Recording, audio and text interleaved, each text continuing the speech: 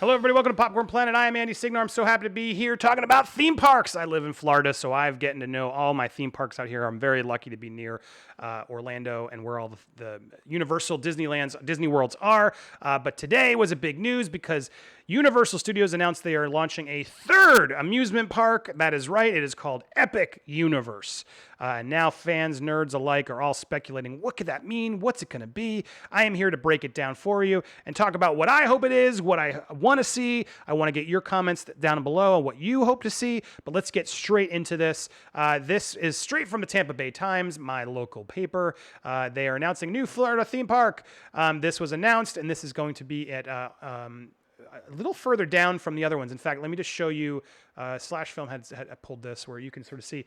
It's going to be a little further away from the other parks, which means it's not going to have the easy same sort of shuttle stop that the others did. You're going to have to hike down and do this as separate. But the reason they're doing this, and it's a problem a lot of these parks haven't expanded as much as people want them to, is just space. They need more room to be able to buy acreage. And this clearly is a large amount of acreage to be able to expand this new Epic Universe. And the rumors are they just want to have a place to extend a lot of their properties, because sometimes it's hard to just fit in one ride because you're like, it's got to be that good because you have limited space.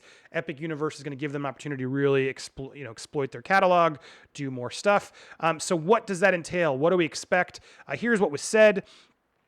This is obviously big for Florida. They're announcing that, all the jobs and stuff that they're going to be able to create. But this will be a 750-acre site, not connected to the existing parks, but a few miles within the convention center. It's been already under construction. But obviously the likely candidate is Super Nintendo World, which we'll talk about in a second here. That's already been confirmed by Orlando to be in Shanghai, I believe, and Orlando.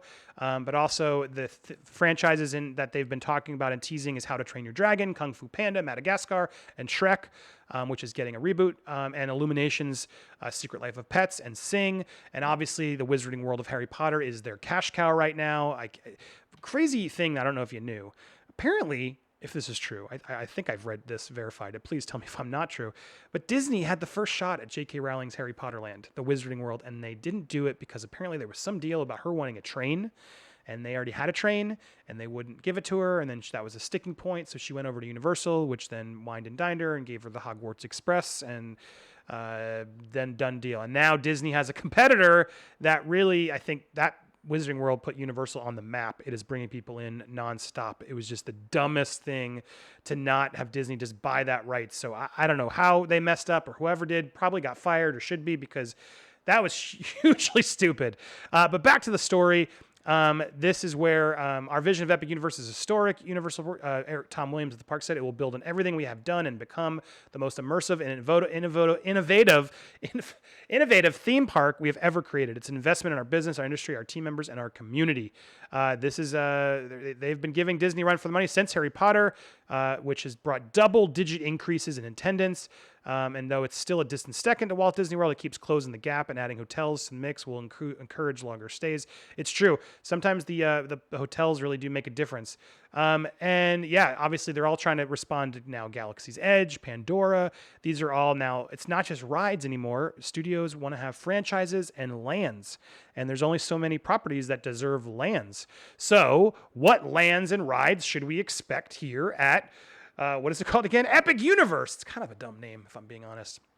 But here's where the speculation on the fan community comes from. As you saw the image, this is what most people are speculating based off of things we've heard. This will be Super Nintendo Land. That's going to, I think, be the showcase piece, as well as Fantastic Beasts. That's clearly the property they want to exploit. There's a Harry Potter land in both current amusement parks at Universal. So it's smart for them to spread it out, because then you have to buy tickets to both parks, not just one. And a lot of people are coming just for Harry Potter experiences. So to spread them out and have multiple Harry Potter destinations is smart. And to have Nintendo Land and a Harry Potter land, that's Fantastic Beasts, which is not as good, but still for fans, I'm sure they'll want to see it. Kind of a double whammy, no-brainer, e-ticket stuff there. On top of that, they're talking How to Train Your Dragon. That makes sense for a ride. I don't know if it makes sense for a whole land, but apparently also they're really trying to get back the classic monsters and put them back in the zeitgeist. So, Frankenstein, Dracula's Castle, etc., like make a little horror land. I mean, that makes sense. Those are huge properties that Universal needs to exploit. They're timeless, they're evergreen. Why wouldn't you do that? And obviously, this idea of having a big hotel right near a Harry Potter thing, brilliant move. Obviously, a lot of shops, and I'm sure this will expand as we see it. But that's the rumors so far. Nintendo Land is the big thing, and this is these were leaked images. This was an official image that Universal released that Super Nintendo World was happening in Singapore. And man, this looks great. This to me is something I'm very excited about and will probably get me in the door. But beyond that, it's just cool to see these leaked set photos or these leaked models show like the Toadstool shop or whatever that is. I'm assuming buy stuff or food, but it's so adorable. This is just so great. Apparently a Mario Kart ride back there or Bowser's Castle. I mean, yes, please sign me up.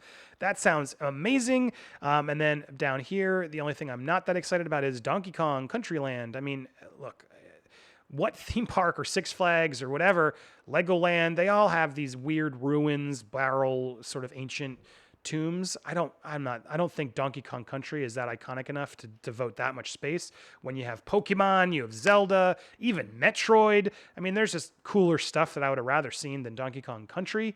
But what can you do? That's apparently what's happening there. But the Mario portion, there's apparently a big Mario ride and a Mario Kart ride. So those are going to be e-ticket attractions that I'm very excited about. And that to me is a huge, huge, huge boon. And what's interesting about this is I think Universal and Illumination have made a deal from what the rumors online and what has been said is that Illumination is working on a Super Mario movie that Nintendo's finally coming back to having some say. Apparently they get to have say, so we'll see if it happens.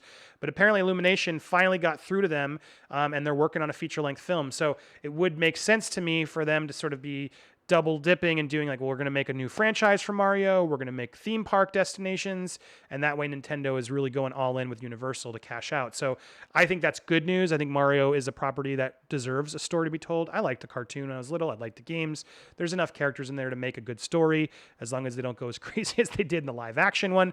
But Nintendo, that is a property that makes total sense. I'm glad they're doing it. That begs the question, though, of what other properties can you do?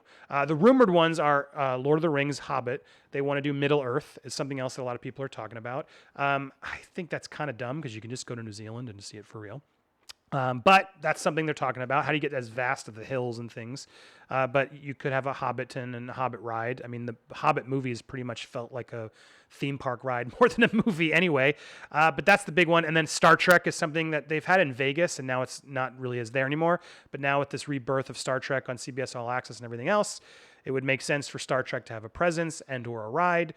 So that's something else, especially if Tarantino's going to come on deck and Star Trek becomes cool again. Picard, Star Trek is one of those big properties as well. If you go through, I found a list here of sort of the biggest properties. I mean, the no-brainer is Pokemon. And if they're doing one in Shanghai and now one here and it's Nintendo Land, you can bet your dollar they're going to eventually get Pokemon in, especially since Detective Pikachu did so well. Hello Kitty is another duh. But there must be some Hello Kitty lands that I just don't know about. Did you know Pokemon is outgrosses Mickey Mouse? That's kind of crazy. Star Wars, obviously, already there. Disney, a lot of Disney things. But here's Mario at like number 6 or so. At Marvel, these are the big Wizarding World. So dumb Disney to snap it up. Spider-Man already snapped up, even though Universal wisely has the rights to Spider-Man in the comics. So that's why they have a Spider-Man ride. They just can't do the MCU Spider-Man. But a lot of manga. And then the other thing that makes sense to me is just why not have a Batman? Why don't they figure out, I think Six Flags currently has the rights. So I don't know, maybe that's what's keeping it. But Justice League, Batman, Superman, all of those things, Wonder Woman, those would be killer rides. So I'm shocked those aren't there already and someone's not brokering those deals, but they could. The other big one, James Bond, could be a cool story, but who knows if that's as big. Transformers, they already have, but could you do a James Bond experience like they do Transformers? Call of Duty, there's other video games out there that would be suited. Dora the Explorer, they could do a whole kids land, to be honest. Nickelodeon could have its own land. I mean, Paw Patrol, if you don't, for toddlers, dude, that land would be ginormous. Just like they have sort of Dr. Seuss land in one of them. Sometimes the little kids need a park too. So that's an untapped market. Pac-Man, just the classic video games, if they were able to make a whole video game section there, would be amazing. Sailor Moon, SpongeBob, Looney Tunes, I think is also at, has Six Flags. But plenty of opportunities here. Ninja Turtles. I mean, this is a fun list to go through. You can just Wikipedia this if you want to go and get some ideas. Street Fighter. Go through and see what you like on there that deserves its own land or ride. The things that Universal still has, these are the most highest grossing things they've done. They've pretty much all been turned into rides, except for Secret Life of Pets, which highly suspect will get one, as well as Sing, which I don't think they need that. And then they already do the Grinch for around the holidays. Jaws is part of the tour. Twister used to be a ride, as did Back to the Future, which now I wish they'd bring that back. That was a fun one. Ted, it's not all audiences. That's hard to do. They already have Fast and the Furious, and there's a rumor to be a boring stunt show. So I think what's going to happen here is Universal's going to, as a lot of things are, even Netflix is doing it, they got to branch outside their own walls to figure out who can they license and make a deal with, like they did with Harry Potter, to make a theme park ride so they can be up against Disney. And now that Universal's investing and has new spaces and has Harry Potter Land, they're a player to reckon with Disney. So while Disney has, I think a lot of still stuff they could be doing. There's so many movies and assets they could do just in Marvel alone. They need a better Marvel Land for sure. But rides and the space, it's expensive. It's a huge, I used to work there. And I just remember trying to get through stuff, legal franchise apartments. It's hard to make things happen. But when you have such a huge budget to make these rides, you have to commit to make sure they're going to last a decade and not just become stale. And then you got to find the space for it. And then you got to take over something else. There's a lot to be considered when you redo a ride, especially if you're in California parks. So to open up a new one, it's exciting. I'm excited. Are you excited? What would you want to see at the new Epic Universe? I want to hear your comments below. Give me your pitches of what you want to be in there. What would make you be excited and to get a ticket to go check out this new land?